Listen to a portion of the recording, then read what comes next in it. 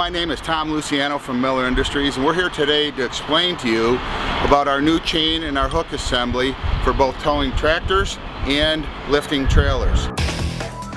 This is a new design that we came up with, especially for hooking in or attaching to the frame of a chassis when you're going to tow it. So I want to demonstrate why we've been using this for years, why this is not a good tool to use.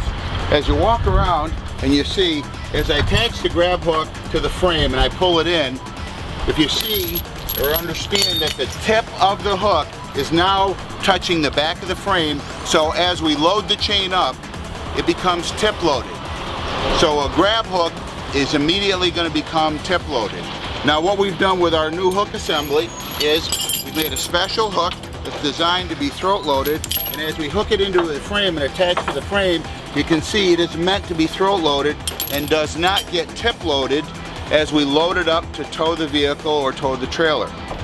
With our new hook assembly, if you watch as I bring this up, look what happens to the link.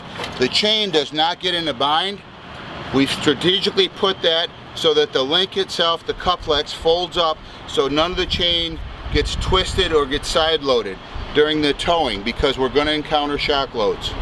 A lot of you want to know why the chain is actually made at 5 foot long. The reason why we made the chain at 5 foot long is we want you to come up and actually wrap the frame itself and bring it down between the frame, and now we're going to have enough of a chain to come out and attach to our tow anchor bar.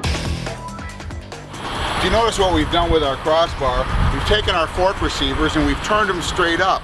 Now the reason why we turn them straight up, if you pay attention, what it's done, it's given us a buffer at the end of the frame rail.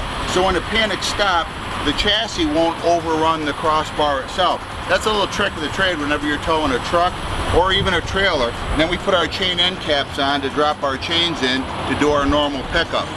We've also installed a 5/16 grade 100 chain to chain up the suspension, because we have air ride suspension. If we don't chain up the rear axle, then all the weight's going to be on the shocks and can hyperextend the leveling valve. Now one of the added attractions are, if we take and raise the truck, the chain tends to want to slip on the truck.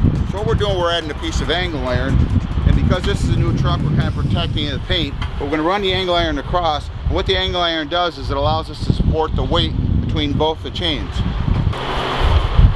And the other thing that's real important when you're towing tractors from the rear, one of the most important things is understanding, we like to tell you to use 10 inches as ground clearance between the bottom of the tires and the ground itself. And that's for going over curbs or any uneven terrain. And now you know.